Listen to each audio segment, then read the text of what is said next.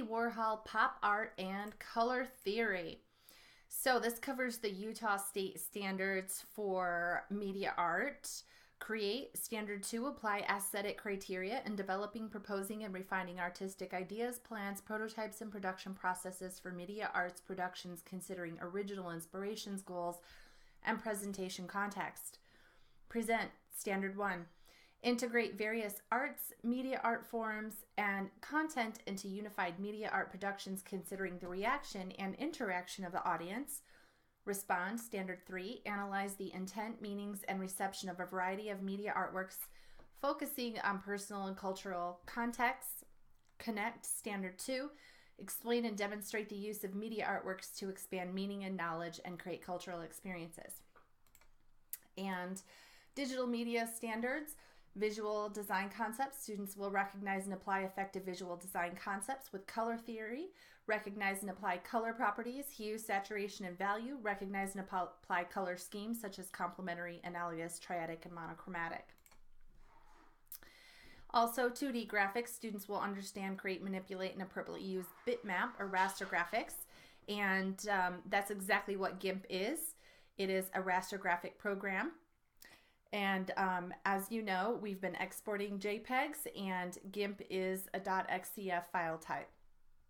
Acquire image assets, so you can use your personal digital photos for this project, or you can go to Creative Commons and find an image that is free for your use, and utilize appropriate visual design and image composition techniques. Export, import images for project requirements. Crop, resize, transform an image, edit an image, use layers and selection tools, apply filters and effects, adjust color contrast, utilize color selection techniques. So those are the outcomes that we're looking for today. Discovering Design, a blog by Emily Borg. So this blog is where most of this content for this slideshow comes from. Andy Warhol and color. Andy Warhol, debatably one of the most influential artists of the 20th century, is responsible for creating some of the world's most widely recognized pieces of contemporary art. Warhol is well known for his involvement in the emerging pop art movement of the 1950s and 60s, in which artists challenged the traditions of fine art by making familiar images and popular culture the subject of their works. According to Warhol, once you go pop, you could never see a sign the same way again. And once you thought pop, you could never see America the same way again. The moment you label something, you take a step. I mean, you could never go back again to seeing it unlabeled. Who is Andy Warhol? Andy Warhol, one of the most influential artists of the 20th century, created some of the world's most widely recognized pieces of contemporary art. During the 1950s, companies grew rapidly and manufacturing improved so that commodities could be produced faster and cheaper than ever before. The United States' growing industrial nature inspired Warhol's mechanical method of creating his prints and using color. In doing this, he challenged modernism and modern artists of the time. His subject matter made people question the modernist perspective of what could be considered art. Warhol even called his studio the factory.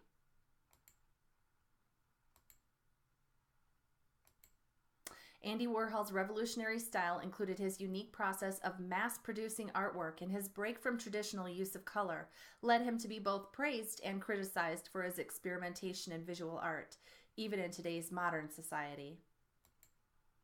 Along with Warhol's machine-like printing procedure, his unique use of colors in his artwork gives viewers of his paintings a similar feeling of disconnect. Warhol's prints are images of popular items such as Campbell's soup cans or of famous celebrities. Color is often used in art to evoke a certain emotion from the audience, and before Andy Warhol and pop art, artists of the Impressionism and Fauvism movement used color to convey different sensations. Warhol, however, does not depict any sort of emotion or sensation through his choice of color. Space, positive and negative. So remember, positive space is your actual subject, and the negative space is the space around that. And Andy Warhol is really good at treating both his positive and his negative space equally as being significant to the entire composition. Instead, his paintings and prints follow various color schemes. So he's not interested in evoking emotion. He's interested in using color schemes completely unrelated to any specific emotion. He also uses a lot of repetition. Who is this famous guy?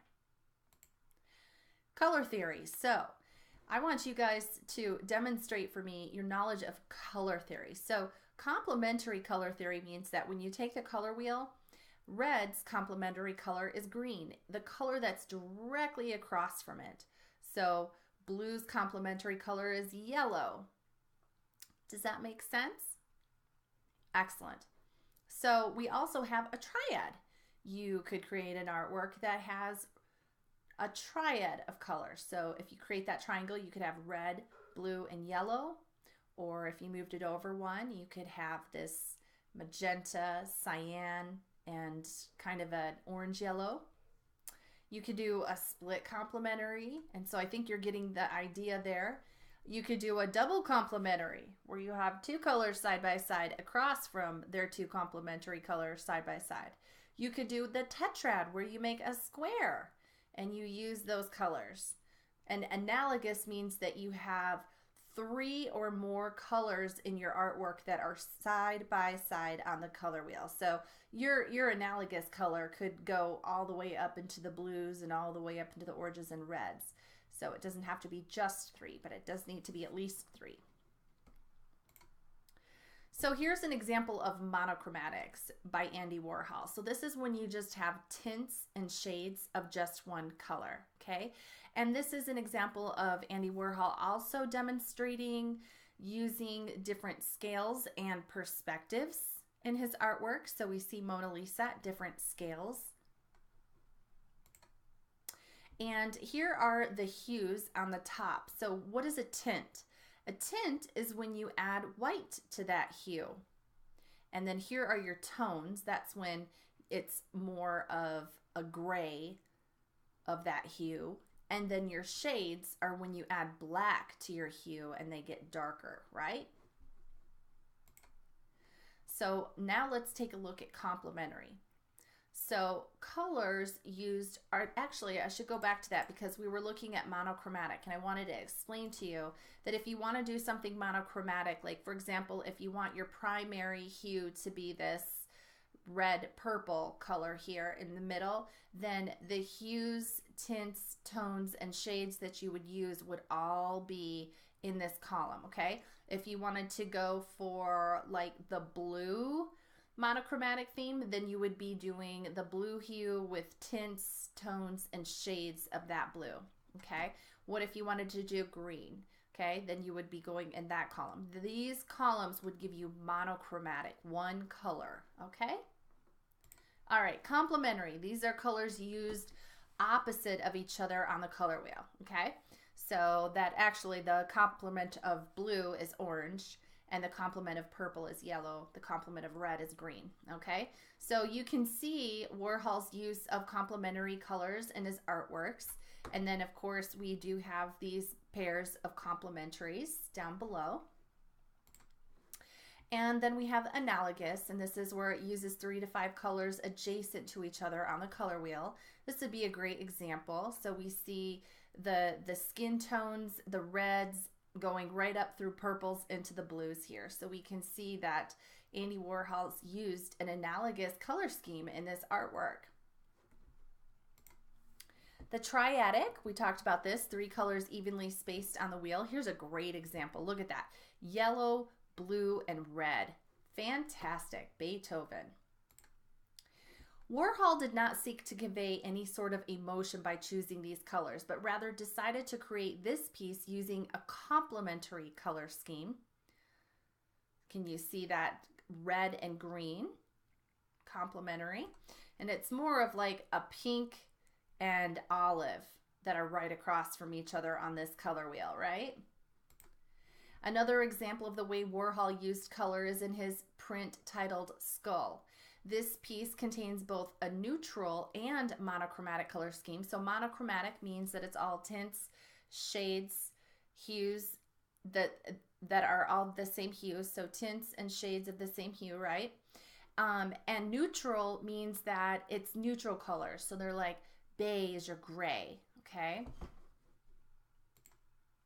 And although it appears that the colors used in the print connect the image itself, because the skull and the dark colors are both associated with death and decay, he made several prints of the same image using much different colors that an audience would not normally associate with any sort of morbid feelings. So you wouldn't normally think of pink as representing death, or, you know, pastel colors would normally represent death, right?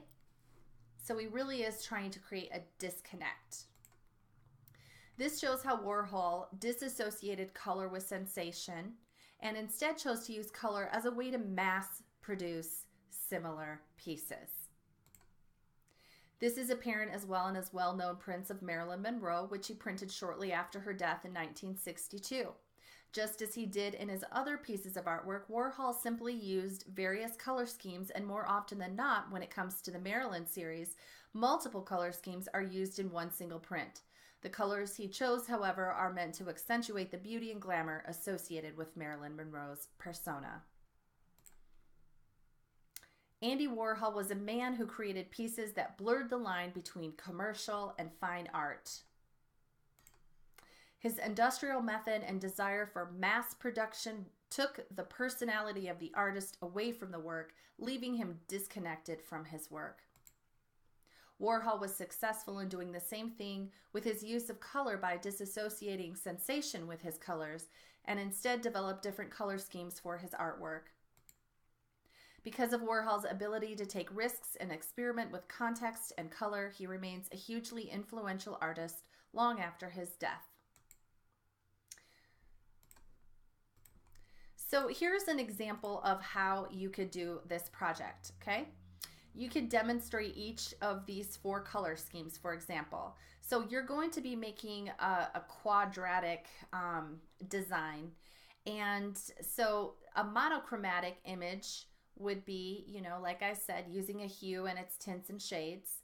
Complementary would be picking 2 colors across from each other on the color wheel. Analogous would be picking colors side by side along, you need 3 to 5, right? Along the same side of the color wheel. And then the triad.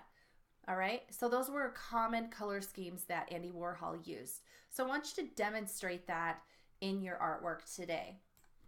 Here's an example of how that would look. So you're going to take an image, and I'm going to show you how to duplicate that image and make a large canvas that has 4 different prints of that image in it, right? And so you would be changing one of those to a monochromatic color scheme, one of those to a complementary color scheme, one to an analogous color scheme, and one to a triadic color scheme. So the first thing that you have to do is find an image. So you're going to go ahead and open up your Google, and you are going to go to, well, open up an internet browser, I should say. You're going to www.creativecommons.org. creativecommons.org, and hit enter. This is where you are going to find images that you can use without getting in trouble for copyright infringement. So you're going to search the commons up at the top, and what you'll do is you'll just enter in a topic that you'd like to search for. So let's see. Here is where creating some type of meaning in your artwork is going to come into play. So I want you to think Andy Warhol was a pop artist. So he was interested in taking things that were popular, right? And mass producing them and giving access to even poor people to hang a piece of artwork on their wall. Because during that time period, artworks weren't being mass produced yet. He was one of the first to do that. So I want you to think about something that's popular right now that you could mass produce as a piece of artwork. For example, fidget spinners have been pretty popular for a while. I would consider that pop art, fidget spinner. So once you type in whatever it is that you want your subject matter to be, you're going to come down here and click on Google Images. Okay? And all of the images that have been brought up are free for you to use. Isn't that exciting? So you can scroll and pick one that you like. And I am going to go with, I'll just click on the first one. And so if you visit, well, if you click on the image itself, it's going to bring you to a page where it came from.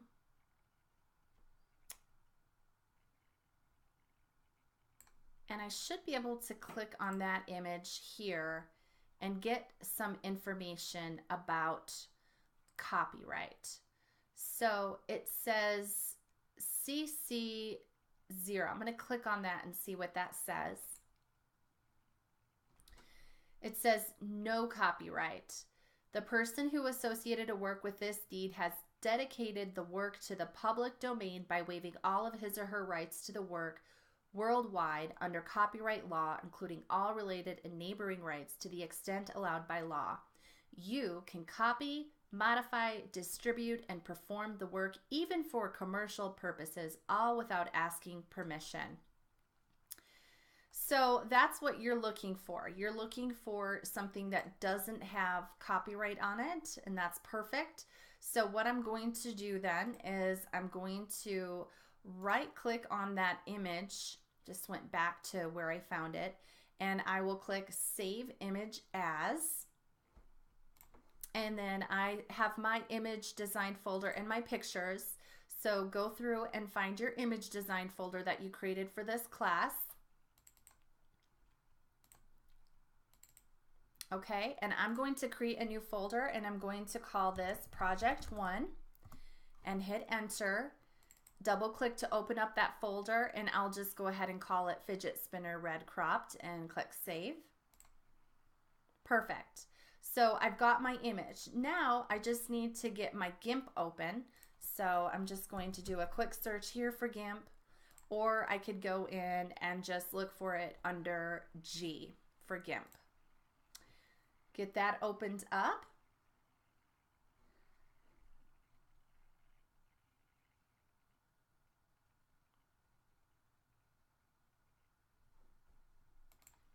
Once it's open, you're going to make sure you have your window the way you want it. I have mine in single window mode.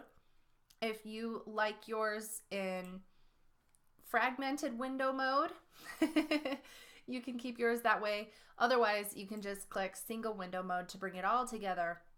I personally prefer that.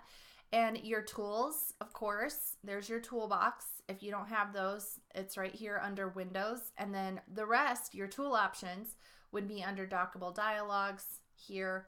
Your layers are there. Okay? And that's pretty much all you're going to need to do this project. So click File, Open. We're going to open that image that you just downloaded. Now, hopefully you're not doing the same image as me. I mean, you could, but then you wouldn't be very creative. So this is a project, so please try to be creative and find your own image and do something that is your personal message about pop art. And once again, my image design folders and my pictures. So I clicked on pictures, opening that up, and it's going to be in Project 1, and I'm just going to open that right up. Very good. And it's pretty large. So if I click on this and I make it 100%, it's huge. So let's go ahead and make sure that you have your images scaled down so that they are manageable and easy to work with. So this one's obviously not. So I'm going to Image, Scale Image, and it is set at 72 pixels per inch, which is perfect. Great.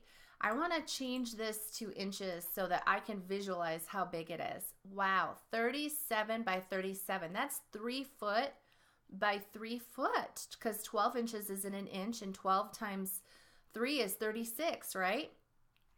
So I don't need it to be that big. I'm going to go ahead and decrease that. I'm going to try making that, let's try like a 6 by 6. We can always undo this and scale it differently if it's too small, but I'm going to try 6 inches by 6 inches and see what that does. Hey, that's pretty good. I'm going to go ahead and leave it that size. It's a little bigger than I need it, but I'd rather have my image bigger than I need it than smaller, because if you try to blow up an image and it's a small file, it'll become pixelated and it won't have very good quality. Let me show you what I mean by that. I'm going to click save. Okay, let's get this saved. You want to save it with your first and last name. So everybody click File, Save.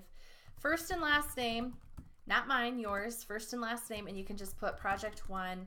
And mine is a fidget spinner. Yours is going to say whatever your project is about. So project 1 fidget spinner would be mine. And I'm going to click Save. The reason why is because GIMP uses a lot of your RAM, your random access memory, your working memory, and you're going to want to be able to click Save a lot. So get it saved right away. And I wanted to just show you, if you zoom in, that it will start to look pixelated.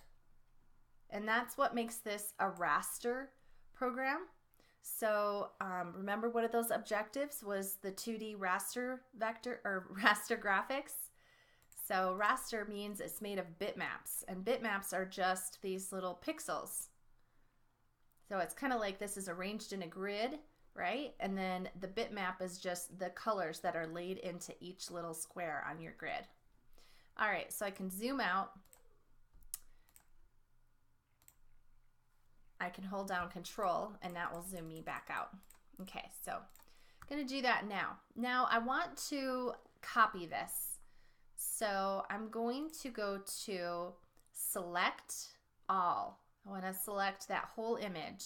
You can also just hit Control A to select all. And you'll notice when I do select all, the marching ants go all the way around my image. Now, I probably should have said something earlier. This image that I chose was already cropped. But if you've got a busy image with all kinds of stuff going on, you really need to focus in on your subject. So this is the crop tool. If you need to crop, then you need to do it right now and get that out of the way. You click and drag around the area that you want to select. The corners can be dragged so that you can select. You can manipulate your selection before you finally click in the center, and that will crop off the edges, okay? I'm hitting Control Z because mine's already been cropped, all right? I'm going to go ahead and click Save, and I want to go Select All again. I just want to make sure the whole thing is selected, and it is. And now I'm going to go Edit, Copy. I need to put that on my clipboard. So it is on my clipboard once I go Edit, Copy, or I can do Control C. Now that it's on my clipboard, I can go File, New, and since it was on my clipboard, when I pull this up, it'll tell me the width and height of my image. And I'm going to make 4 of these images in one canvas. So this new canvas I'm creating, it needs to be twice as wide and twice as tall. So I need to get a calculator out, okay? Little bit of math involved, but not much, don't worry. So the width is 432. So we're going to take 432 and we're going to multiply that times 2. And that is going to be the width of our canvas. So that's 864 for me.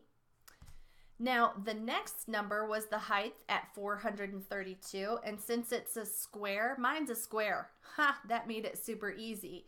So 432 times 2 is going to be the same. It's going to be 864 again. Okay.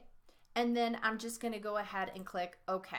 So now I have a canvas that is 1, 2, 3, 4 times the original image. And do you remember that I have it on my clipboard? Let's see if I can go Edit, Paste, and it'll paste right on there. Yay! Perfect. Now, I'm going to click Save, and oops. Okay, so remember when I said new? I meant new. I just created a new file and didn't even know it. Rachel Girot, and I'm just going to save over my other one. So I'm just going to click on that. It'll change the whole name for me. I'm going to click Save. It's going to say that file already exists. Do you want to replace it? And I'm going to say yes, replace it. Okay, because I don't need two of the same file. And I can go ahead and X out and get rid of the old one. And I'll just click discard changes. And okay, so this is the one that I want to work in. Now this is a floating selection. Notice that when I clicked paste on the layers, and if you don't have your layers up, go get them. They're under Windows, Dockable Dialogues, Layers. It's a floating selection, so I need to right click on that, and I just need to put, I'm going to say to new layer. Okay, so that's going to create a new layer for me. And this is just going to be a blank layer. It's not going to have anything in it. That's okay. So I'm going to call this fidget. I'll just call it fidget for now.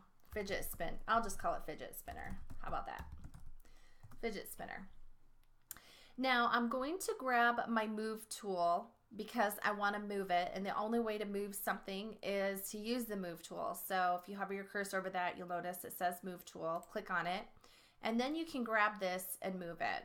And hopefully, I might have to zoom myself back a little bit. So I'm going to go to View, Zoom, Fit Image, and Window. There. Now I can see the entire canvas. Okay, so I've got my move tool. I'm going to grab this again, and I'm going to try to move it so that it fits perfectly in the corner. Okay. Now I'm going to go ahead, and it's already on the clipboard still. I don't have to copy it again. So I'm going to go to Edit, and instead of just saying paste, I'm going to say paste as. I'm going to paste it as a new layer. Notice there's an image above that. Don't click that one because that's just going to create a brand new page. New layer. Okay. And now look at, I've got a new fidget spinner. It's right on top of the other one, so you can't tell. So make sure your move tool selected, mine is, and grab it and move it over and stick it right in that corner. That's perfect. And what do you want to name this one? I'm gonna name, okay, so my first one is gonna be my monochromatic. So cool. So I'm gonna call that one monochromatic. Okay. And then my next one, let's see, I'm looking at this, is gonna be complementary. So that layer, I'm gonna go ahead and name that one complementary and hit enter. Okay, I need to paste another one. So edit, paste as, new layer. Okay, and this one I can go ahead and move this one down, and this one is called, and you can use your little arrow key at the bottom of your page too, to move things as well. The little up and down arrows and left and right arrows, you can do that. Let's see, this one is going to be my analogous layer, analogous. So double click on that, analogous.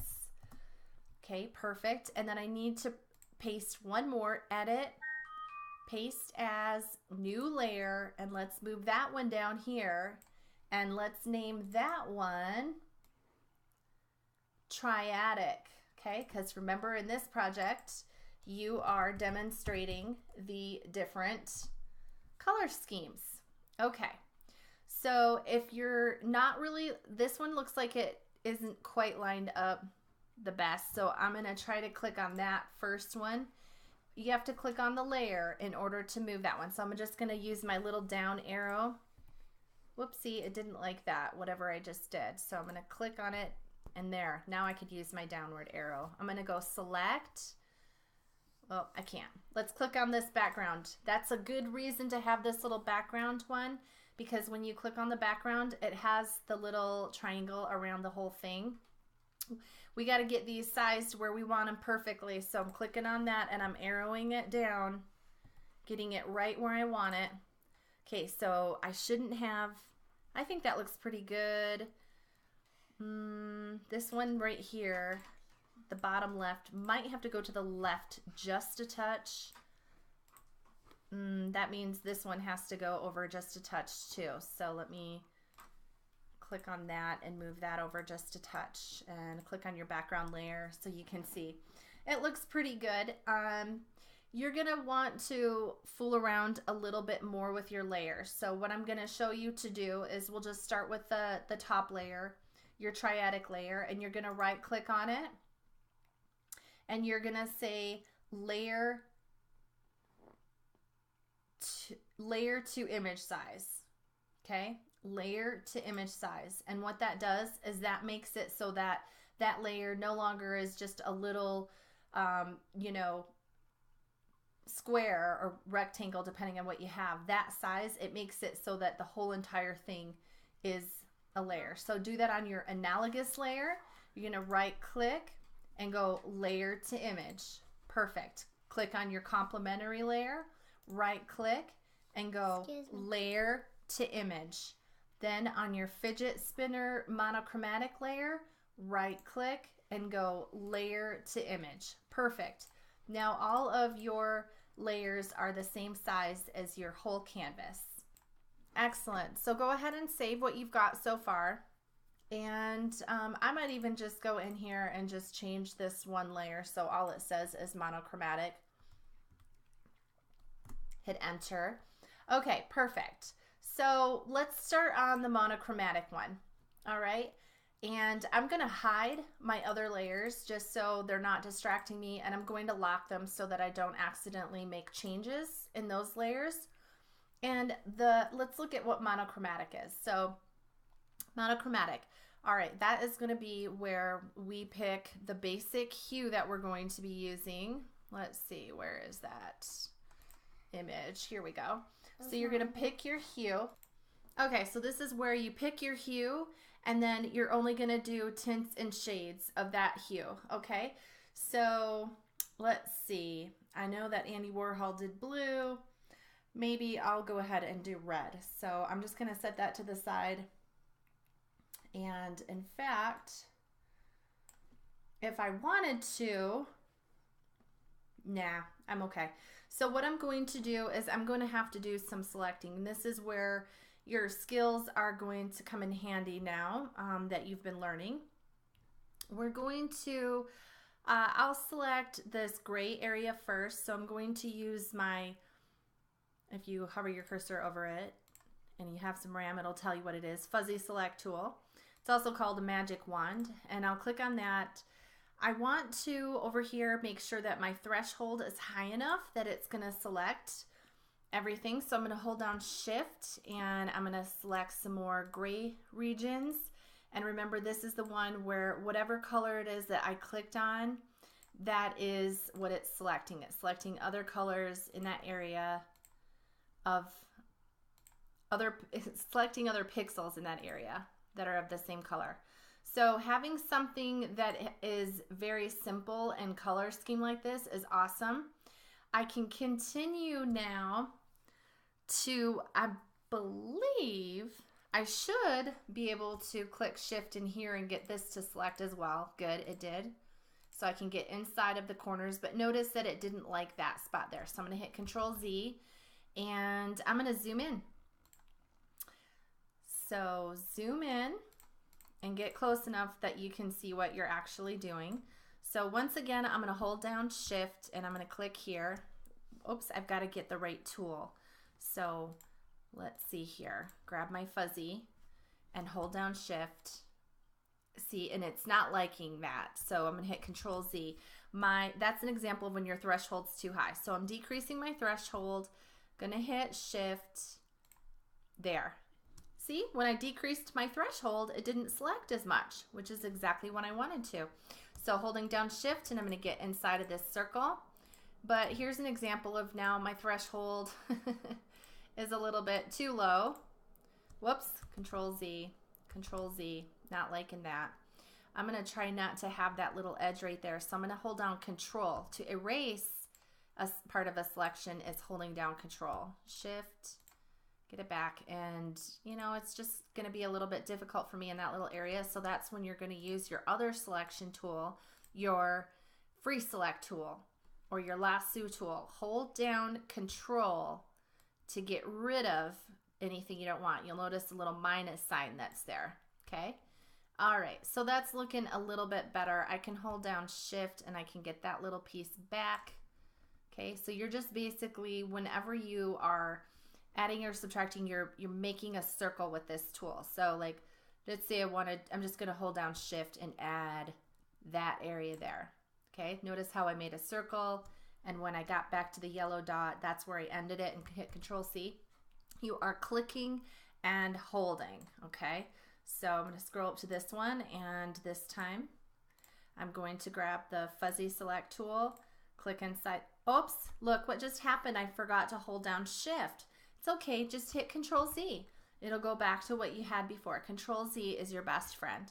Now remember to hold down shift because you want to select more. Shift is to add. All right, and it's looking really good. I got a little bit too much there, so I'm going to hit Control Z. Looks fantastic. I'm going to zoom out. So File, Save, and I'll just go to View, Zoom, Fit Image to Window. Okay, so now that I've got that selected, I wanted to do red hue with tints and shades of red. So I'm going to be using my fill bucket. Okay, and so I'm going to click on my fill bucket, and I'm going to select my foreground color, and I will bring I like this little dude, so I'm going to bring this slider and I'm going to click here so that it's in the hue corner, and I'm going to slide this until I get to the hue that I want, and I'll just go with pure red there. That looks good. And now here are my tints and here are my shades. So I'm going to come over here and grab a tint, and I'll just go OK. Hit save if you run out of RAM. Hit OK. And now I've got my fill bucket. I've got my foreground color, a tint of red, and I'm going to click here.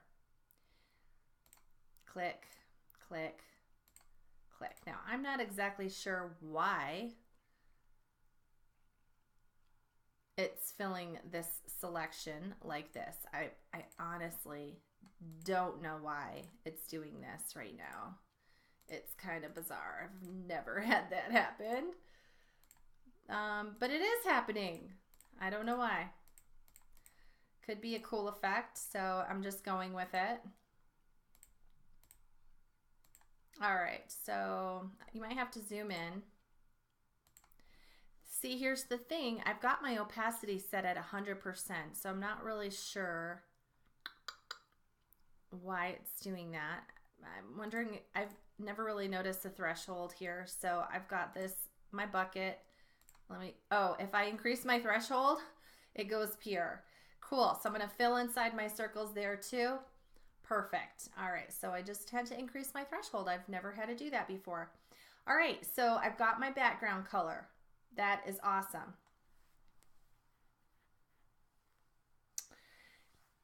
Next, I'm going to look at the red is already red. I could probably just keep that like that. But what I can do is I can go to Select, Invert. And when I invert my selection, now the fidget spinner and the black rings are selected. But I want to do the black rings separately. So I'm going to zoom in a little bit. Okay, and I want to deselect the red part. So right now my marching ants are going around the fidget spinner itself, okay? I need to get rid of the black part. So do you remember how to do that? I'm gonna grab a hold of that fuzzy select tool, and I'm gonna hold down Control because I'm subtracting the black area, okay? So hold down Control as you click on the different pixels. Now my threshold's too low. I'm going to increase it. Increasing my threshold. I'm going to have to go back in probably in a little bit here. And I might have to increase my threshold some more. I'm holding down Control, and I'm just trying to get it to get rid of these gray tones. And if I have to zoom in more, then that's what I should do, because I need to be able to see what I'm doing. So remember, once you've done zooming in, select your fuzzy select tool, hold down Control, and try to get in there and get those gray values. Whoops. Yeah, that's perfect because I don't need that pink area. So that works. I'm just trying to get rid of the black and the gray, remember?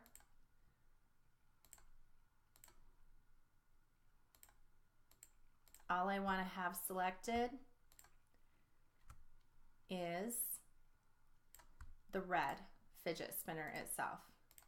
So this is me deselecting.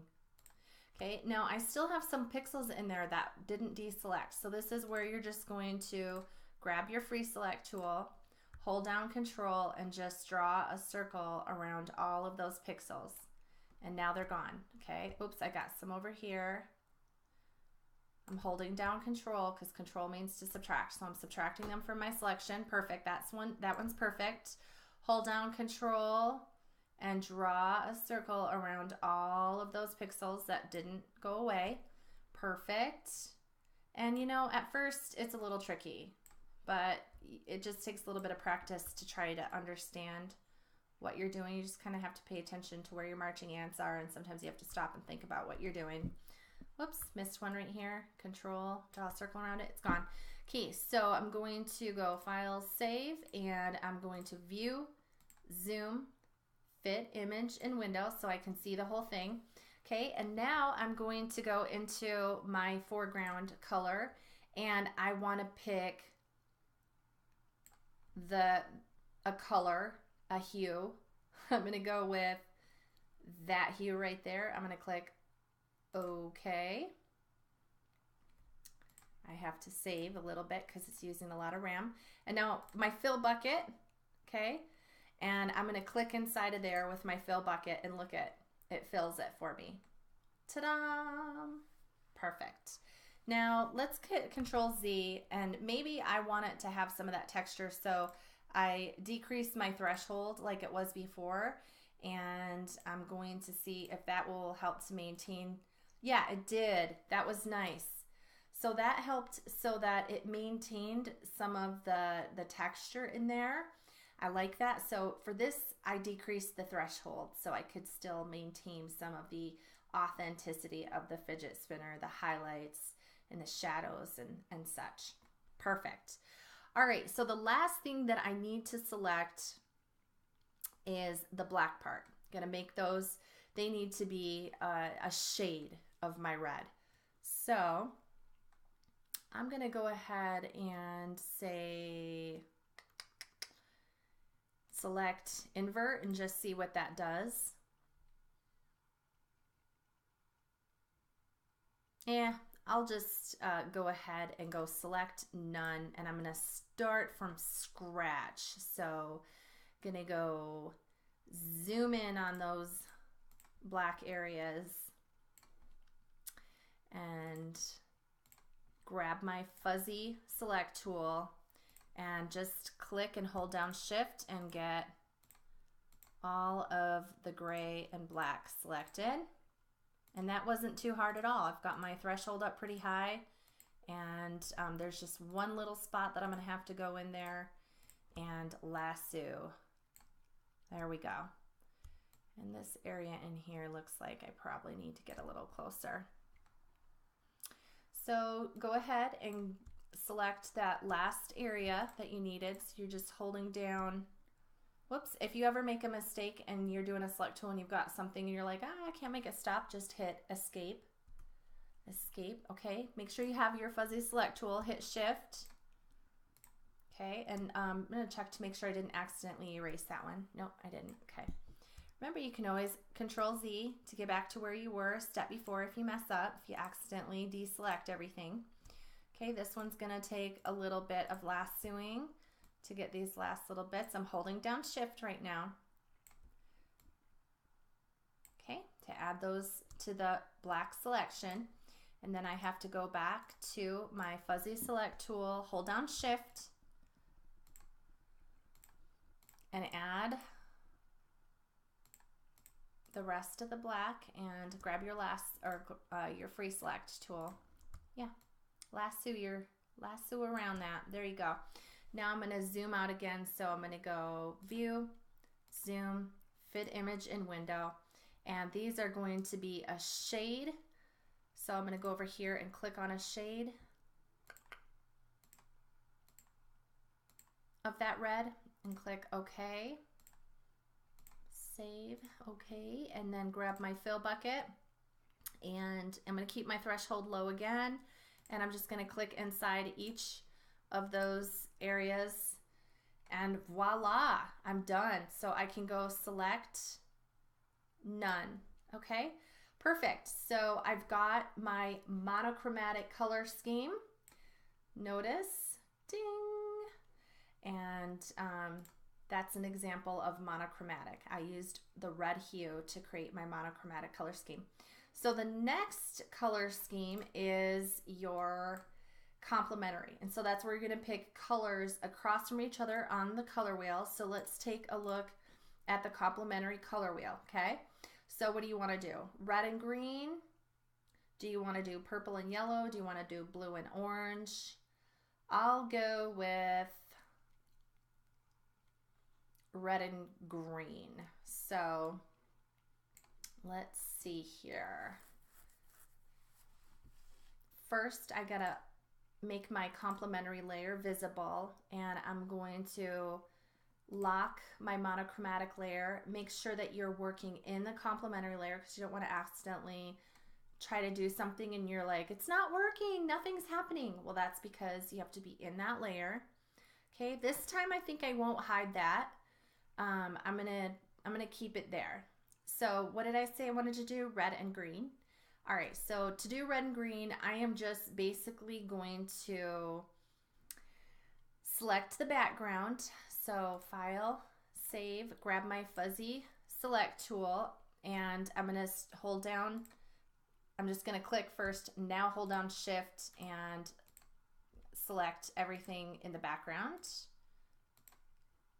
And it's so easy to get it select. And then I gotta go inside my circles, and it goes too far sometimes, so hit Control Z. And sometimes you realize that you have to decrease your threshold before you can keep going. So I'm gonna decrease my threshold here, save, and then I'm gonna zoom in so I can get close and make sure that I'm not getting too much or too little. So I might have to grab my fuzzy select tool, and if I want to get rid of that gray, I'm going to hold down Control to subtract it. Okay, so that's working really nice to get rid of that darker gray that I don't want in the selection. Perfect, and then scroll down to my other area, and this time I'm adding, so I'm holding down Shift and I'm adding, and because of the fact that I have my threshold set so low, it's at 10, it's only adding that gray area, it's not getting into the black. So that's perfect. Oh, I've got some areas here, so you can work your way around your fidget spinner as well once you're zoomed in, and just check to make sure that you've got a nice tight selection around the edge. Perfect. Now, File, Save, I'm going to go View, Zoom, Fit Image in Window so I can see what I'm doing, and I'm going for the red and the green. So this background is going to be my green. So I'm clicking on here, and I am looking at the color wheel.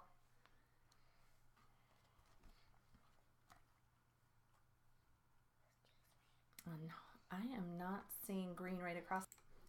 So I am, let's see, I was at this color, so I'm just going to pick this color right on the opposite side of the color wheel. And I'm going to move this over, and I'm going to go OK, and I'm going to click Save, and I am going to click my fill bucket, and I'm going to click inside, and this is the one that I need my threshold up high on, so just increasing my threshold to try to make sure. I might have to increase it some more. There, now the whole thing is selected inside the circles. Okay, perfect. All right, I'm going to go back now and invert my selection. So select, invert. Okay, now the fidget spinner is selected. Okay, And this one is going to be the red. So I'll go ahead and bring it back over here and just making sure that that is right in the red corner, and going to click OK, and I'll go File, Save to make sure that my RAM is working. I'm going to decrease my threshold on this one because I want all the texture, the lowlights, the highlights, the shadows, and everything to show up. And I'm going to just click in here. Yep, and there we go.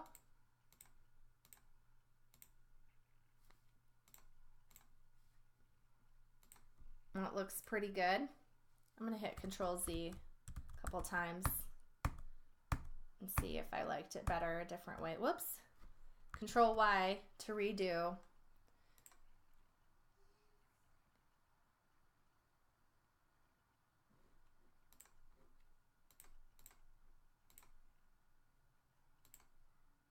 I'm not exactly sure why it's not showing my other layer. I'm going to click Save and see. Oh, it accidentally clicked and created a white background. So I'm going to hit Control Z again. Okay, now it's back. Bizarro. All right, so I've got my complementary scheme here. And it's good enough. I don't have to go in. I mean, I could, let's see, I could go in. Nope, it's clicking on the background because I'm in the wrong layer. Look at what happened. It switched to the monochromatic layer, and then every time I clicked somewhere, guess what? Where was it really clicking? Over here, because it's not in the right layer. Okay, so it's always important to be working in the right layer. And I'm going to click on the black areas. Yeah, I like that. And add a little bit more color to them just because I want it to have more of a monochromatic feel. Perfect. There we go. I'm not entirely convinced about this color wheel though, because technically the opposite color was supposed to be green. So I think I might hit select, invert, and I might go for more of a true green complement. Yeah, that looks more like the complementary color there. And I'm going to go OK. And I'm going to fill this with green. Okay. Complementary. I don't think it's quite the right hue. So let's see.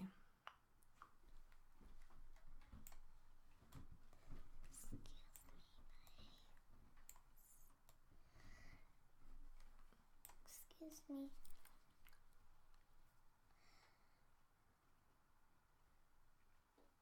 It's just a little olive looking. So I'm going to try this and see if that makes a difference. That's a little better. Okay, so there is my complementary color scheme, and I can go select none and file, save. Okay, so the next is going to be your analogous. And analogous is where you are taking colors that are side by side on the color wheel. For example, here we see Andy Warhol using some of the orange, red, purple, and blue hues in one image. So let's focus on that. So once again, you're going to select. So grab your selection tool, and I'm going to select my background. So I'm going to increase my threshold, click and hold Shift, and get that selected. I have to hit save, otherwise my pointer's not looking the way it's supposed to.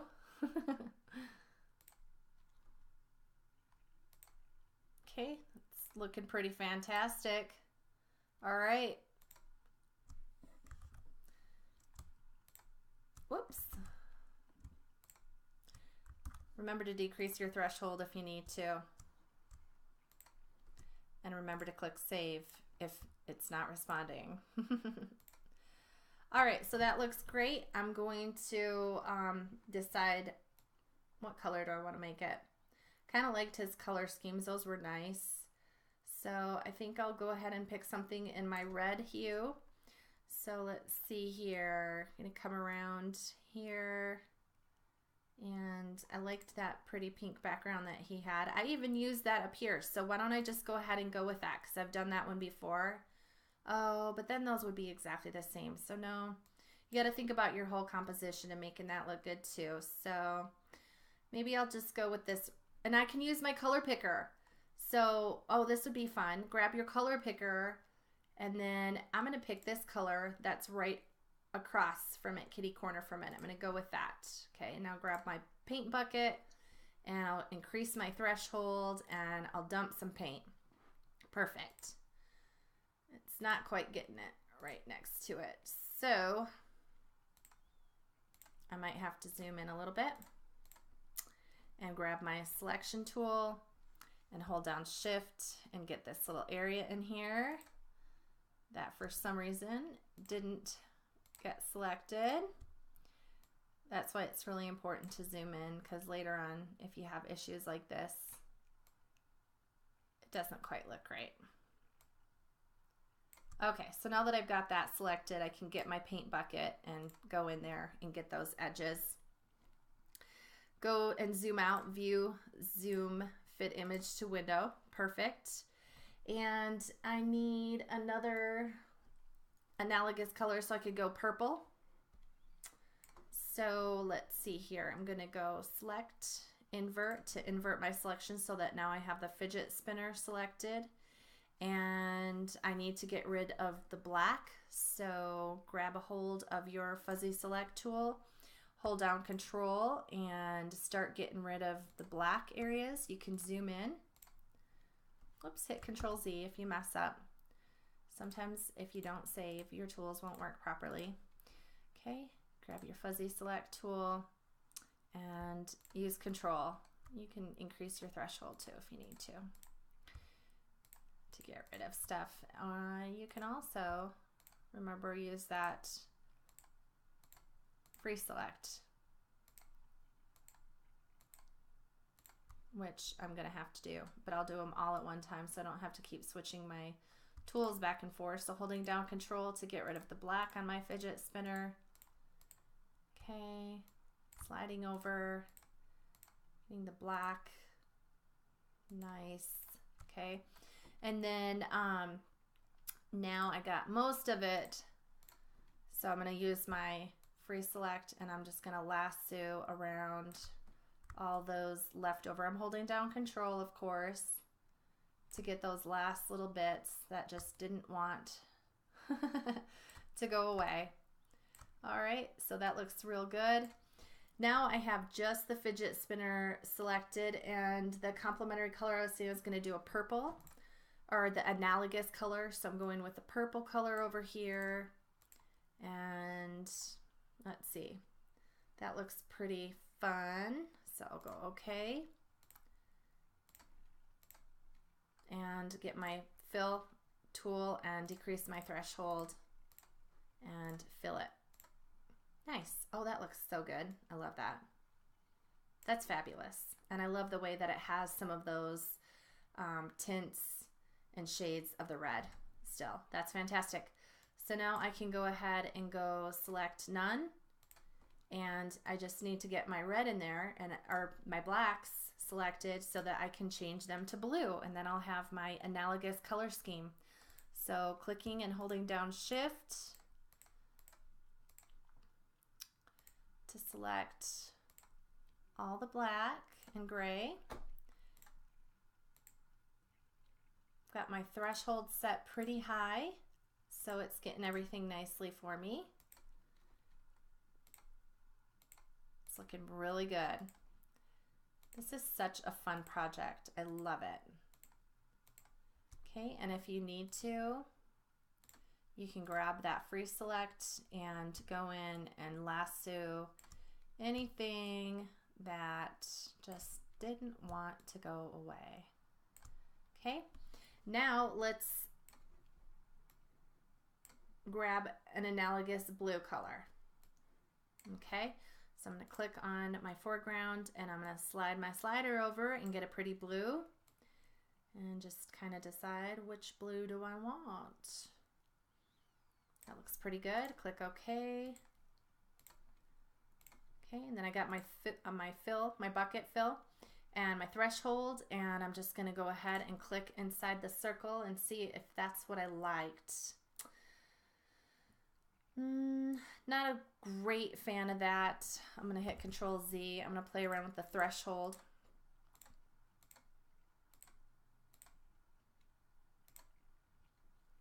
Not a fan of that either. Hitting Control Z. I'll try this. Nope, not a fan of that. So I liked my lower threshold. I just think that maybe this color isn't as dark as I want it to be. So I'm going to grab a different shade and I'm going to bring it more in the purple hue. And let's try it. It's a little better. I think I want it darker. Hitting Control Z. I'm going darker. Okay. Almost looks black on there, but it looks real good on here. So perfect. Select none. And there is my analogous color scheme. I love it. So let's look at the whole artwork. View, zoom, fit image in window. Okay, so monochromatic, complementary, analogous, and now we have triadic. So let's take a look. Here's triadic.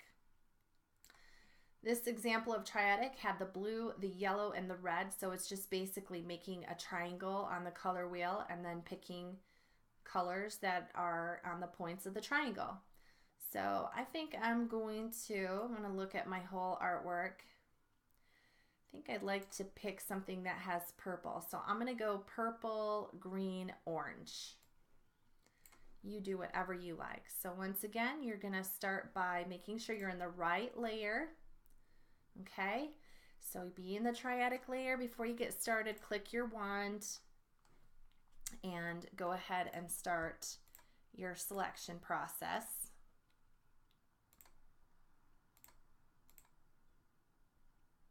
All right, that looks fantastic.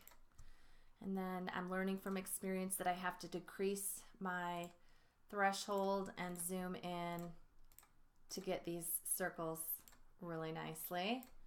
So holding down Shift, of course, and make sure that you have the right tool. Yeah, get your wand and hold down Shift and try to get the rest of the background. And you'll notice a couple of areas possibly around the edge when you do that that look like they needed to hug in a little tighter. That side looks good.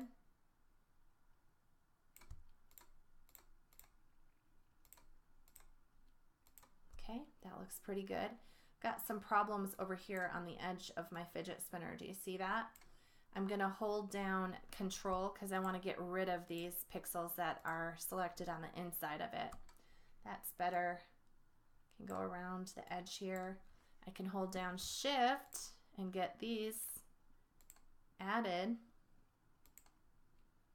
Maybe, maybe not. I'm on the right layer. I don't know why it doesn't want to add those. Maybe I need to hit save.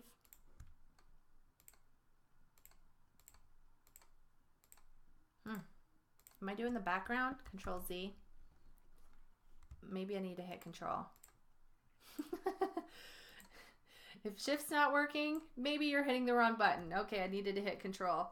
All right, so view, zoom, fit image in window. Okay, so let's see.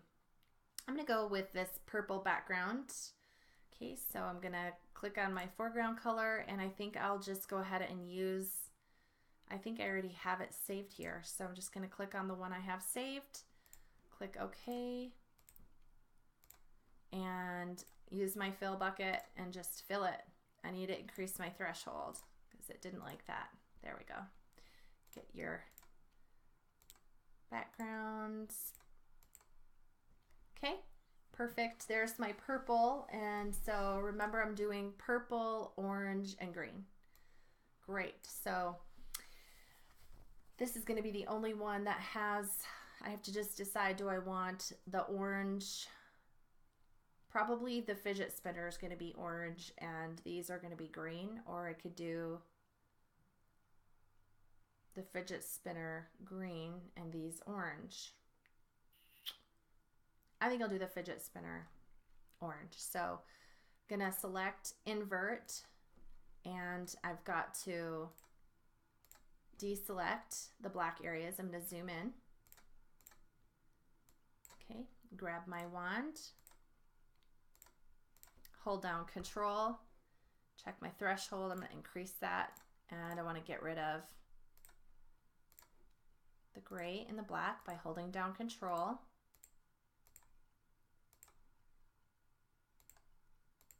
So all I want selected is just the fidget spinner, and I'm gonna be using my free select here in just a second to get rid of all of the pixels that just don't want to go away. I can increase my threshold some more. That might help. Yeah, that helped a lot actually. Perfect. Okay, and then I'm going to grab the free select, and I'm going to lasso all these points that just, for whatever reason, didn't want to be erased. It's easy enough. It doesn't take too long to do it, and it just gives you a more refined and professional looking product. All right, perfect. So just my fidget spinner is selected, and I need to pick an orange color. I always like to kind of see the whole thing. So I'm zooming back and fitting that image in the window, and I'm opening up my color palette and looking for orange.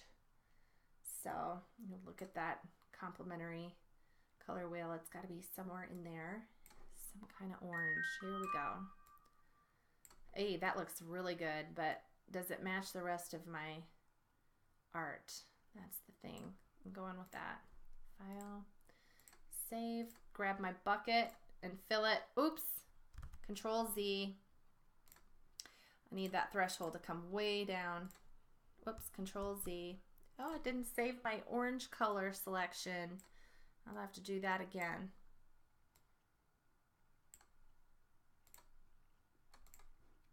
File, save, okay. Oh, that time it saved it. Got my fill bucket, got my threshold decreased, and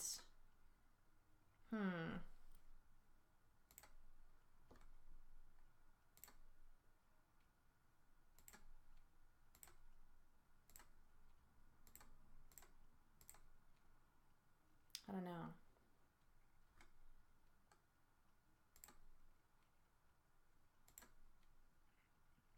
What do you think?